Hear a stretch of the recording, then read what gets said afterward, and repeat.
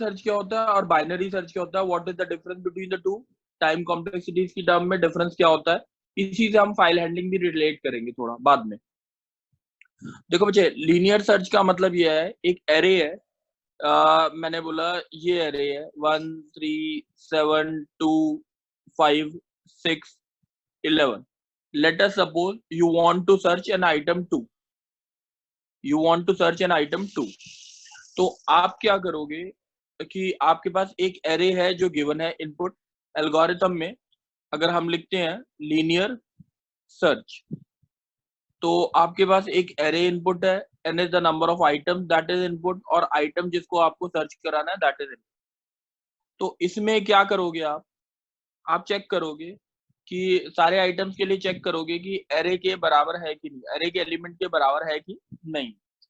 तो हम एक लूप चलाएंगे, for I equals to 1 to n if a of I is equals to item, तब हम रिटर्न कर देंगे 1,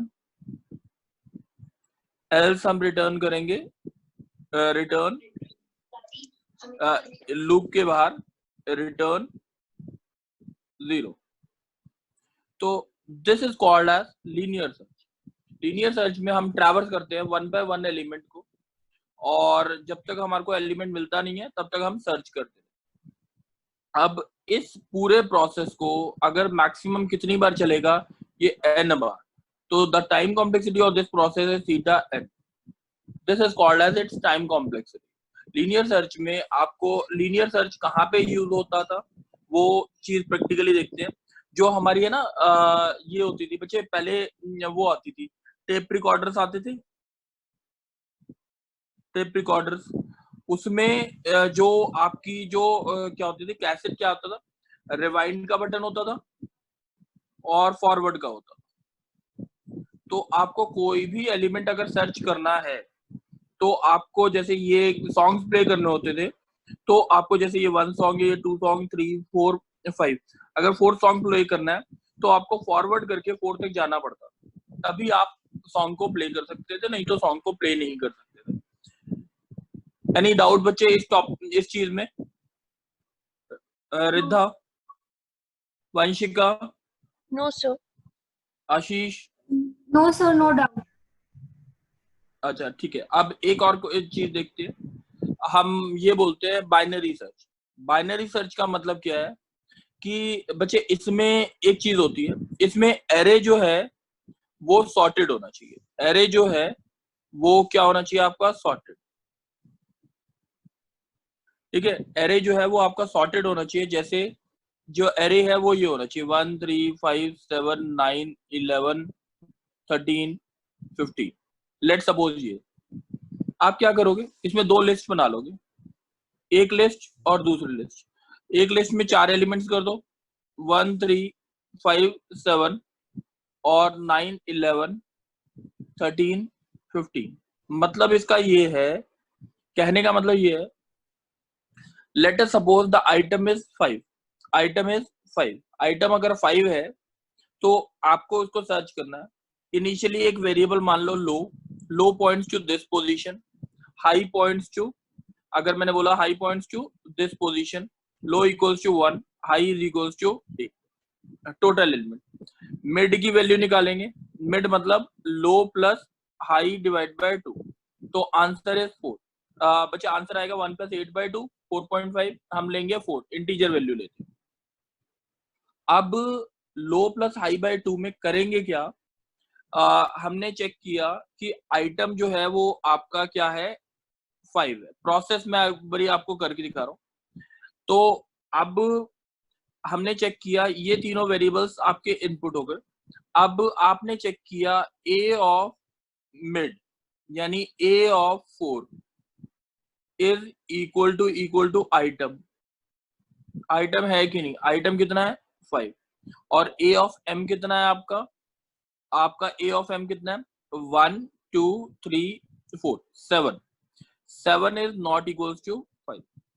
तो आपको कौन सी डायरेक्शन में प्रोसीड करना है, इसमें लेफ्ट डायरेक्शन की राइट डायरेक्शन, ऊपर वाला जो मैंने एरो मार्क किया लेफ्ट डायरेक्शन में प्रोसीड करना है। क्योंकि अगर लेफ्ट डायरेक्शन में प्रोसीड करोगे तभी आपका मिलेगा एलिमेंट, नहीं तो नहीं। तो इसका मतलब एरे जो हो जाना चाहिए था आपका, अब लो की वैल्यू जो हो जानी चाहिए थी 1 रहनी चाहिए थी, सेम रखनी थी। हाई की वैल्यू आपकी 4 हो जानी थी, यानी हाई किसके बराबर हो गया, मिड के बराबर हो गया। और मिड जो हो जाना चाहिए था, नया वाला मिड, वो हो जाना चाहिए था 1 + 4 divide by 2। Answer is 2। Answer is 2। अब जो आइटम है वो तो आपका ऑलरेडी 5 है। अब यहाँ पे आप चेक करते हो दूसरे स्टेप में, A of mid. A of mid कितना, ए ऑफ मिड इज मतलब A of 2 is equals to item. Item कितना, 5। देखो बच्चे ए ऑफ 2 कितना है, ए ऑफ 2 आपका 3 है। 3 इज नॉट इक्वल्स टू 5। ठीक है, तो आपको किस, आप इसका मतलब दो एरेज हो गए, एक 1 3 हो गया और एक 5 7 हो गया। ठीक है, आपको किस डायरेक्शन में जाना चाहिए था, आप जाना चाहिए राइट डायरेक्शन। राइट डायरेक्शन के लिए आपका लो जो हो जाना चाहिए वो कितना हो जाना चाहिए, 3। सही है। अब क्या होता है, हाई जो हो जाना चाहिए वो कितना हो जाना चाहिए आपका, 4। ठीक है, ये सबको बात क्लियर है यहाँ तक, अभी तक जब मैंने बोली है। Vanshika, Yes, sir. चलो, ये इसमें डाउट तो नहीं आ रहा ना अभी? श्रेया बच्चे, डाउट तो नहीं है? No sir. दीपांशु, दीपांशु, चलो छोड़ो। गर्व, नो सर। चलो अब देखते हैं बच्चे, लो की वैल्यू ये और हाई की वैल्यू ये, अब कैसे करना है हमने, वो देखते हैं। लो हाई और ये आ गया। अब हमने चेक किया लो हाई, अब मिड कितना आ जाएगा, 3 + 4/2, तो आंसर इज 3। ठीक है, ए ऑफ, अब आइटम जो था वो तो आपका 7 था। अब ए ऑफ 3, ए ऑफ 3 कितना है, ए ऑफ 3 आपका कितना है, ये है आपका 5, और सॉरी आइटम आप सर्च कर रहे थे 5। 5 इज 5, यानी सर्च सक्सेसफुल हो गई। अब यानी आपका आइटम जो रिटर्न क्या आ गया आपका, 1। ये एल्गोरिथम रन हुआ, ये प्रोसेस रन होगा किसी भी आइटम को अगर आपको सर्च करना है। तो अब इसका एल्गोरिथम जो लिखना है बच्चे, एग्जांपल क्लियर है सबको? Yes sir. ठीक है, अब हम नेक्स्ट इसका एल्गोरिथम लिखते हैं, कि एल्गोरिथम कैसे लिखेंगे वो चीज देखते हैं। ठीक है, अब यहाँ पे ये देखते हैं।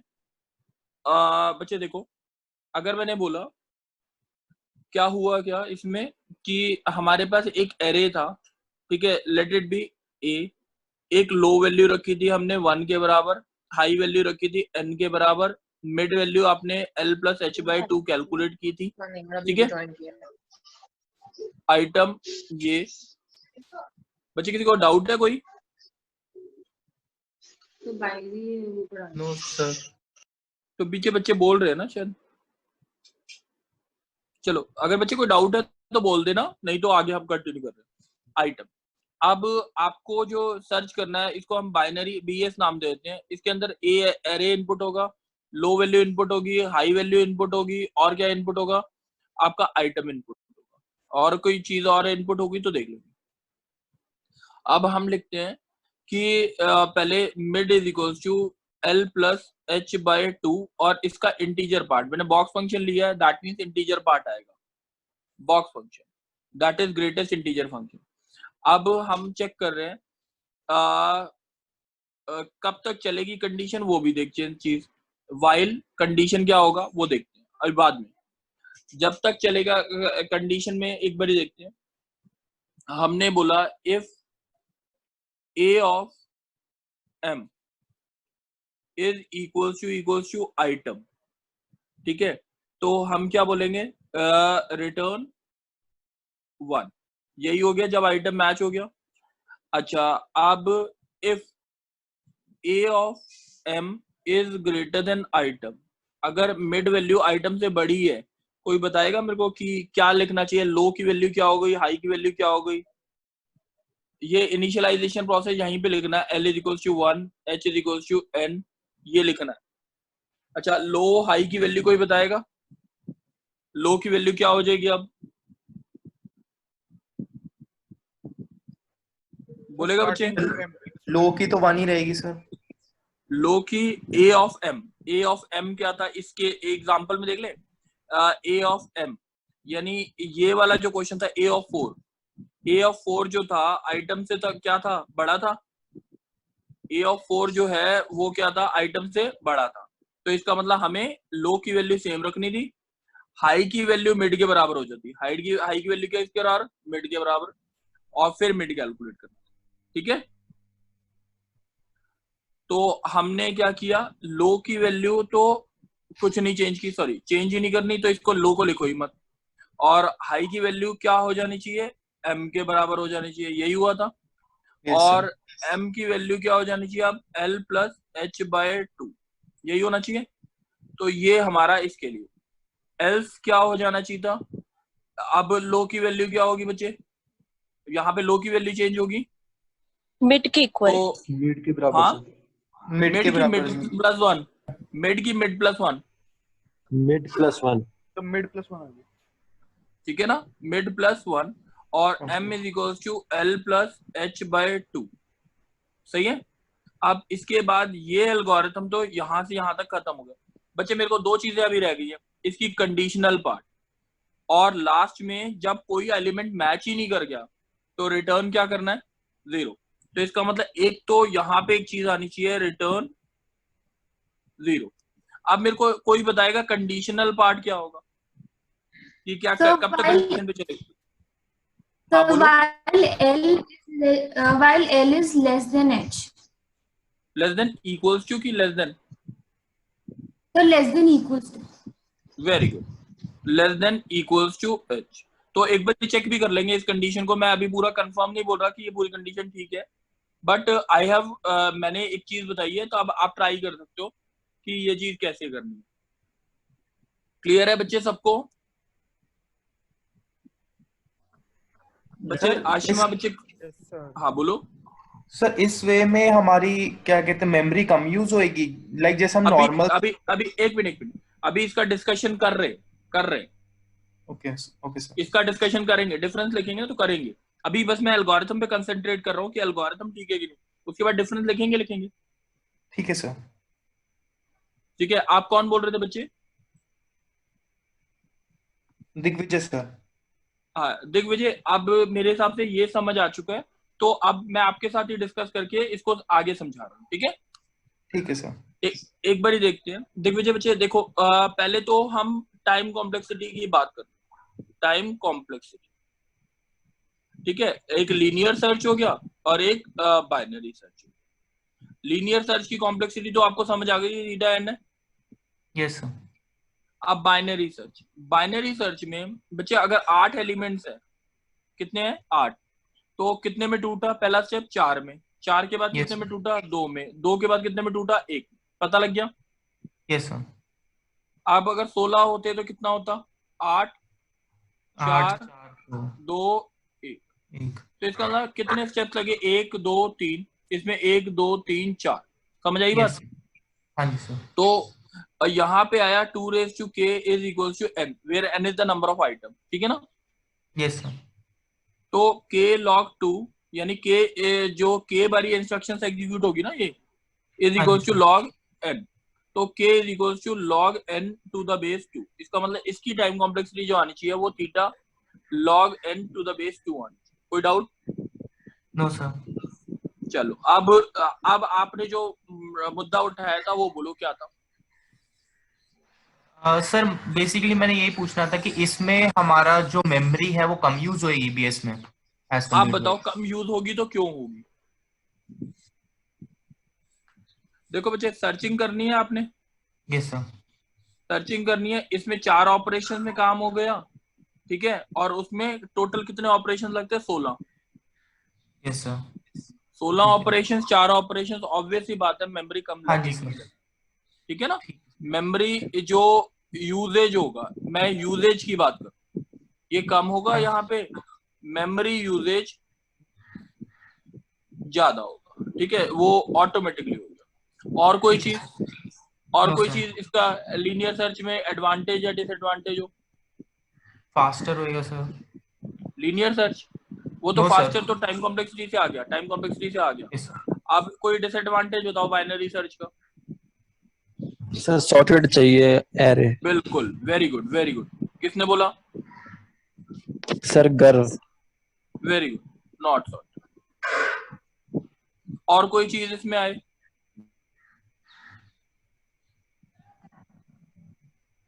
और कोई चीज?